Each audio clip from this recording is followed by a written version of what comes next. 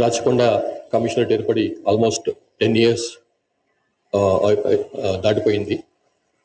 ఇంకా ఇక్కడ పూర్తి స్థాయి కమిషనరేట్ బిల్డింగ్ లేకపోవటం అన్నది ఒక చిన్నపాటి లోపంగా కనిపిస్తున్నది. దానికి తోడుగా సిటీ ట్రైనింగ్ సెంటర్ కూడా లేకపోవడం కూడా, అంటే క్లాసులు అవుతుండొచ్చు కానీ ఒక పూర్తి స్థాయి బిల్డింగ్ లేకపోవటం అనేది ఒక లోపంగా ఉంది. అది ఈరోజు ఫౌండేషన్ స్టోన్ వేయడం వలన ఆ లోపం కూడా తీరిపోద్ది అనుకుంటున్నాను. దానికి మరీ ముఖ్యంగా దివీస్ లాబొరేటరీస్ నుంచి పెద్ద ఎత్తున 4 కోట్ల రూపాయలు ముందుకొచ్చి ఈ ఫెసిలిటీ నిర్మాణానికి అని చెప్పి సిఆర్ కార్పొరేట్ సోషల్ రెస్పాన్సిబిలిటీ కింద అందజేసినటువంటి మురళీకృష్ణ ప్రసాద్ చైర్మన్ గారికి, దివీస్ అట్లాగే మధుబాబు గారికి నా యొక్క పోలీస్ డిపార్ట్మెంట్ తరఫున నా వ్యక్తిగతంగా కూడా మనపూర్వకమైనటువంటి ధన్యవాదాలు. ఇది వారు నాకు పాత పరిచయమే నల్గొండప్పటి నుంచి కూడా వారి సోషల్ రెస్పాన్సిబిలిటీ, అది సిఎస్ఆర్ ఉన్నా లేకున్నా కానీ వారి సోషల్ రెస్పాన్సిబిలిటీ సోషల్ కాజెస్లో ముందుంటారు డెవలప్ చేయడానికి అని చెప్పి.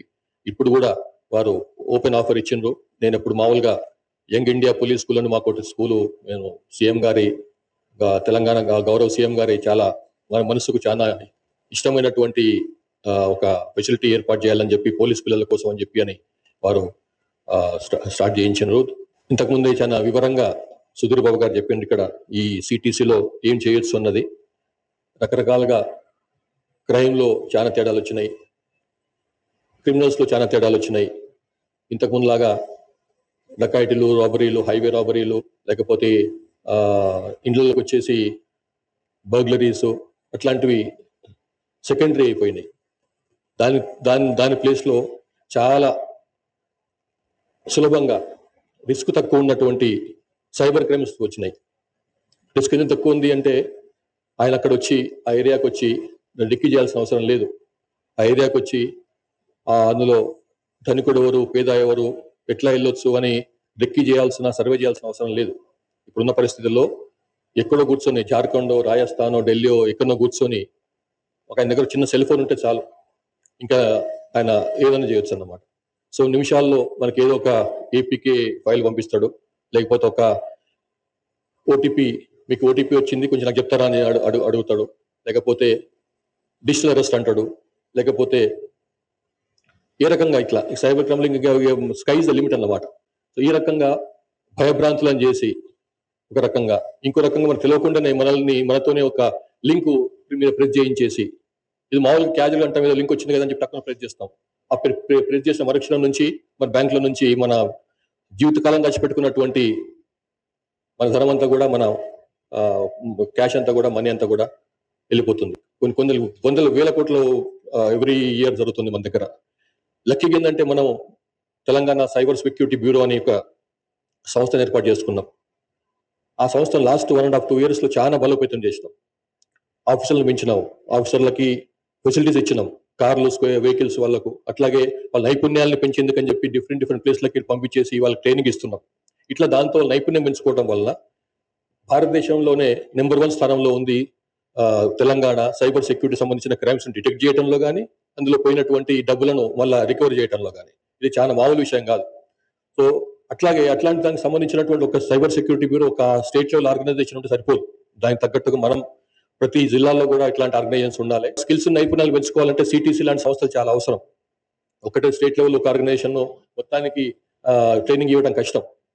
అందుకోసం ఇట్లాంటి సిటీసీ లాంటివి పనికొస్తాయి.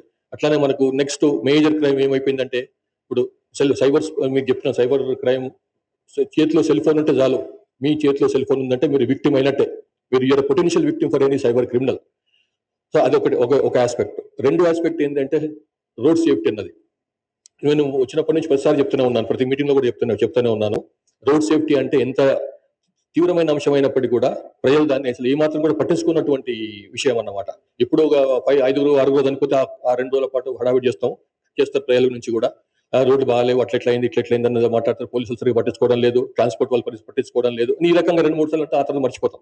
అయితే ఇది రోడ్ సేఫ్టీ అన్నది కానీ, సైబర్ క్రైమ్ అన్నది కానీ, ఇది ఒక పోలీస్ డిపార్ట్మెంట్, ఒక 2-3 సంస్థలు, 2-3 డిపార్ట్మెంట్స్ చేసేటి కాదు. ఇది ఒక సోషల్ సమస్య, సామాజిక సమస్యగా మారిపోయినాయి ఈ రెండు కూడా. ప్రజల్లో ఎంత కేర్ఫుల్గా ఉంటే అంత దాన్ని మనం అంత కంట్రోల్ చేసుకోవచ్చు ఆ రెండు సమస్యల్ని. కానీ రోడ్ సేఫ్టీని ముఖ్యంగా, రోడ్ అనేది అందరూ సెల్ ఫోన్ అయితే ఎట్లా ఉపయోగిస్తారు అందరూ కూడా, రోడ్ కూడా అందరూ ఉపయోగిస్తారు.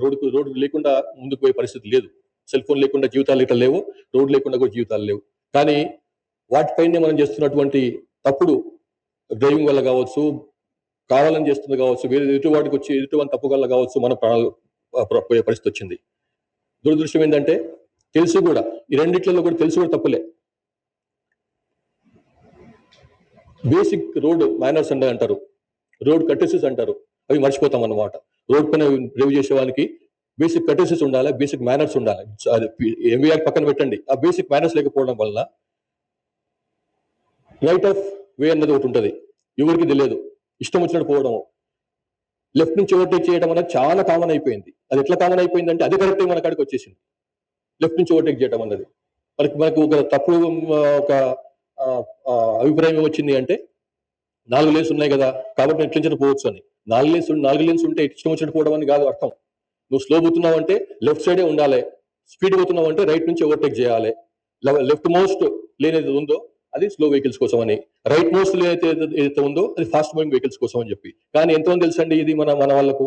చాలా మంది అసలు పట్టించుకోరు అన్నమాట. రైట్ సైడ్ మళ్తుంటే ఏం ఇండికేటర్ ఇవ్వాలి? లెఫ్ట్ ఇండికేటర్ ఇవ్వాలి. అంటే నేను రైట్ కి పోతున్నా, నువ్వు లెఫ్ట్ నుంచి ఓవర్టేక్ చేసుకొని అర్థం అనమాట. కానీ మన వాళ్ళు ఏం చేస్తారండి, రైట్ ఇండికేటర్ ఇచ్చి రైట్ కి వెళ్తుంటారు అనమాట. తప్పు టోటల్ అసలు ఎంబీఆర్ లో కానీ లేదు, అది డ్రైవింగ్ రాంగ్ డ్రైవింగ్ ప్రాక్టీస్ అనమాట. అది లెఫ్ట్ కి వెళ్తుంటే రైట్ ఇండికేటర్ ఇచ్చి లెఫ్ట్ మళ్ళాలి అంటే నువ్వు రైట్ నుంచి వెళ్ళిపో, నేను లెఫ్ట్కి వెళ్ళిపోతాను అర్థం అనమాట. కానీ చేసేది ఉల్టా చేస్తాం మనం. ఎందుకు చేస్తామంటే మనకు డిఫెన్సివ్ డ్రైవింగ్ అనేది తెలియదు మనకు.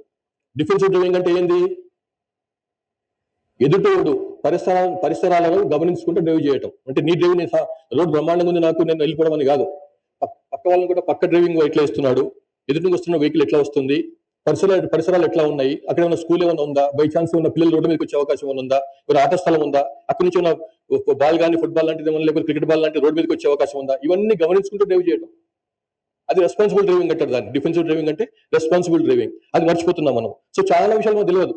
అందుకోసం మనం ఏం చేసినామంటే నెక్స్ట్ మంత్ దానికి ఒక ప్రాపర్ గా రోడ్ సేఫ్టీ సంబంధించిన ప్రాపర్ గా ఒక 8 కానీ 10 కానీ చాలా మేజర్ గా చేసేటువంటి తప్పులు మన వాళ్ళు, వాటిపైన కాన్సన్ట్రేషన్ చేద్దాము, కేంద్రీకరిద్దాం మన అటెన్షన్ ని చేసేసి ప్రతి మనిషికి, తెలంగాణలో ఉన్నటువంటి ప్రతి మనిషి కూడా రోడ్ సేఫ్టీ సంబంధించి ఇగో ఈ 8 తప్పులు చేస్తున్నారు, చేయకూడదు, చేయకపోతేనే మీరు రోడ్ పైన సేఫ్ గా ఉంటారు. డిఫెన్సివ్ డ్రైవింగ్ చేయాల్సి ఉంటుంది.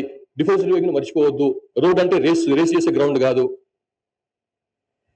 అని ఈ విషయాలు చెప్పడానికి అని చెప్పి నెక్స్ట్ టైం నుంచి పెద్ద ఎత్తున ప్లాన్ చేస్తున్నాం. దానికి ప్రైవేట్ వ్యక్తులు అందరూ కూడా దానికి సహకరించాలని చెప్పి కోరుతున్నాను. దానికి అలైవ్ అని పేరు పెట్టి దానికి పెద్ద ఎత్తు ఒక చిన్న ఏదో స్మాల్ క్యాంపెయిన్ లాగా కాకుండా ఒక మాస్ మూవ్మెంట్ లాగా చేద్దామన్న ఉద్దేశం ఉంది. ఇవన్నీ మీరు పోలీస్ డిపార్ట్మెంట్ సహకరిస్తేనే, ప్రైవేట్ వ్యక్తులతోని సొసైటీతోని సపోర్ట్ లేకపోతే ఇట్లాంటి ప్రోగ్రామ్స్ ముందుకు తీసుకోవడం కష్టం. కాబట్టి ఎనీవే ఒక మంచి కార్యక్రమానికి ఇక్కడ ఫౌండేషన్స్ వేసినందుకని చెప్పి CP Rachakonda and Rachakonda police సిబ్బంది అందరూ కూడా నాకు అభినందనలు, ధన్యవాదాలు. అట్లానే డివిస్ నుంచి ఈ ఎంటైర్ సిటీసీ కన్స్ట్రక్షన్ చేసేందుకని చెప్పి ముందుకు వచ్చినటువంటి దివిస్ లాబొరేటరీస్ మురళీకృష్ణ ప్రసాద్ గారికి, మధుబాబు గారికి, సుబ్బారావు గారికి కూడా నా యొక్క మనపూర్వకమైనటువంటి ధన్యవాదాలు. Thank you very much. జై హింద్. చరిత్ర సృష్టించినోడు ఇప్పుడు ఆ చరిత్రని తిరగరాయబోతున్నాడు. అబద్ధాల గోడల్ని బద్దలు కొట్టి నిజాలను రాగా మీ ముందుంచబోతున్నాడు. నిజమైన వార్తల కోసం వెంటనే డౌన్లోడ్ చేసుకోండి రా యాప్ని.